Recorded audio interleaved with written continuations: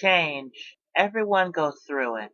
We have to. Otherwise, we won't reach our potential. And not only do we need to grow, but in some cases, we want to grow.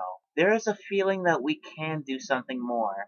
Everyone has some moment where they want to go outside of their comfort zone, where we want to be known more than that one thing or anything similar to that one thing. And sometimes someone is known so much for that one thing that they start to get tired of it and want to move on. This applies to artists. Artists create so they can show the world what they can accomplish, what their skills are based on, and how versatile they can be. Artists do want to grow and explore different territories. They want to seek out inspiration and want to add on to it. However, for a long while, people tend to overlook their accomplishments and hard work over something that the artists don't consider their best, and they go in a different direction. Sometimes it does help them. They go so far in a different direction that looking back to the beginning of their career, you'll see that they seem like different people, yet they stay true to themselves. Sometimes it doesn't completely work, either trying to hop on a bandwagon of a trend that will get them money, or something that seems all of a sudden, pretty much out of nowhere. But there is a growth that happens because of emotions, and not necessarily because the mind is in the best place, and it affects the final product. This is a trope called creative breakdown that gives us an insight in the mind of the artist and what they're going through. Although a lot of art has emotion, it's when things are not alright that actually fascinates me. There are times when it comes out as a mess, but there are other times when it does seem very unlike the person or people. I was thinking about this trope mostly due to the fact that it's happened to me frequently, but most of the time, I think of what happened to one of the most underrated bands of all time. I don't feel the sun's coming out today. Staying in. Blind Melon are a band based out of Los Angeles that formed in 1990. They kind of stood out as musicians because they were playing music that was different from what the music scene was headed towards. Grunge was slowly beginning to take the world by storm after dethroning hair metal. Blind Melon was not headed toward that direction. Rather, they went into the well of psychedelic rock that harkened back from the classic rock acts of the 1960s and 70s.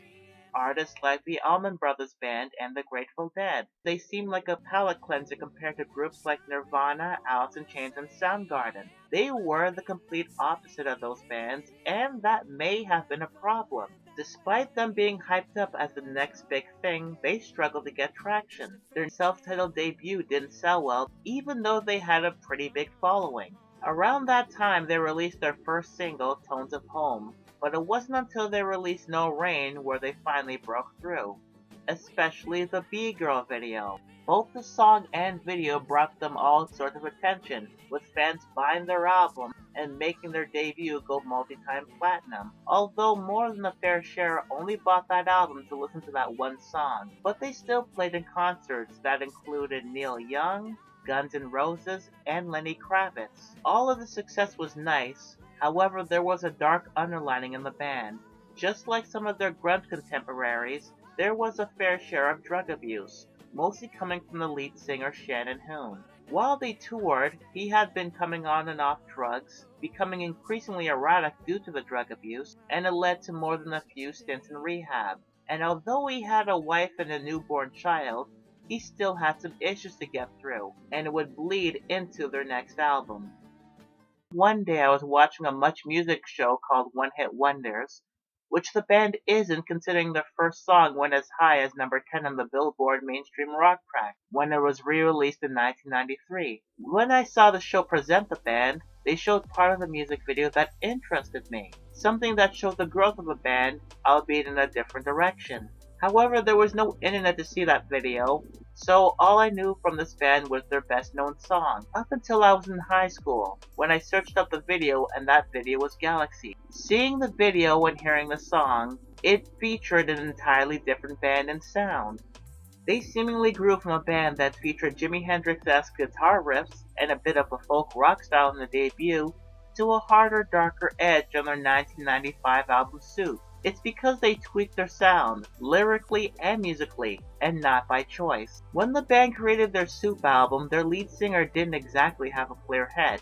According to Christopher Thorne, rhythm guitarist for the band, watching the video made him nauseous because of Shannon's drug-addicted behavior. Not only was Hoon dealing with drug issues, but the album was recorded in New Orleans, where, according to bassist Brad Smith, there was a lot of crime, a lot of drugs.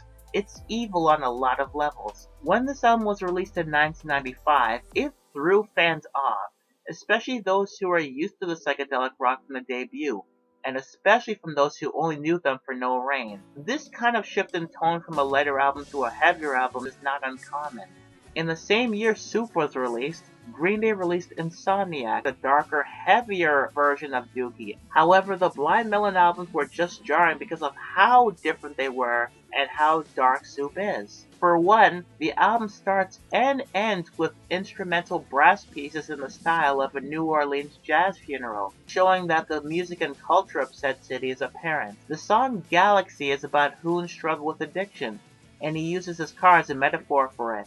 2x4 is about Hoon dealing with his heroin addiction and rehab attempts. The song Skinned is about Ed Gein, a serial killer who dug up corpses from graveyards and made the bones and skin into furniture and clothing. Car Seat, God's Presence, talks about Susan Leigh Smith, a woman who killed her 2 children. St. Andrew's Fall is about suicide, which apparently was inspired by the band seeing someone jump from a 20-story building. The Duke is about being happy one moment, but you have this sudden sadness and you feel alone. With all these themes of murder, suicide, drug addiction, and depression scattered all through the album, it's not hard to take notice of the emotional destruction in sound, and due to the musical changes, it's hard to ignore. The album is a bit more experimental and added onto their growth as songwriters and musicians. It shows that when reined in properly, a creative breakdown can be made into an art form. Though this album was not well received at the time at its release, with many people knowing that they sounded nothing like No Rain.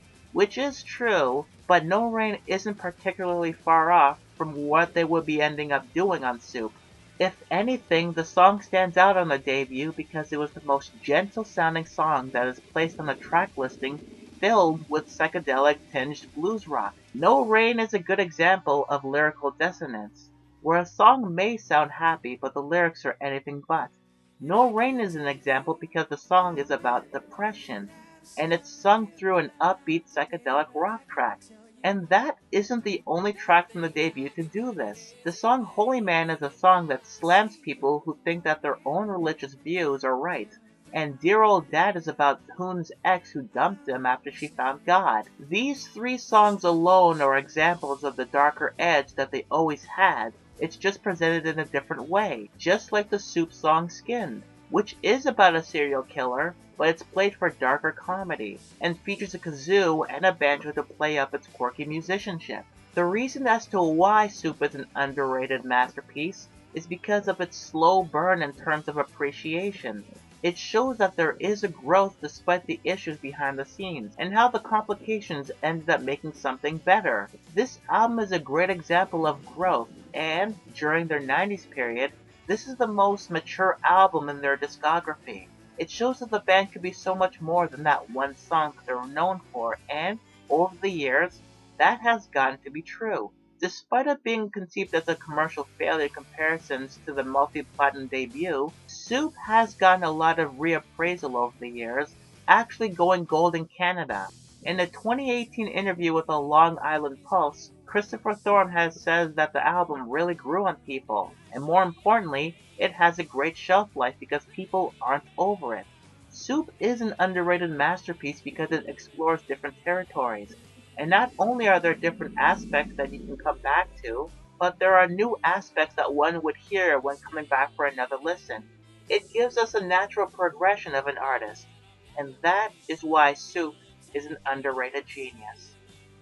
Thank you for watching this video essay. So what did you think of this? Let me know in the comments, make sure to like the video so this can go around, and maybe sub to this channel. I would love to do more essays like this, not only on music, but movies and TV shows and even people.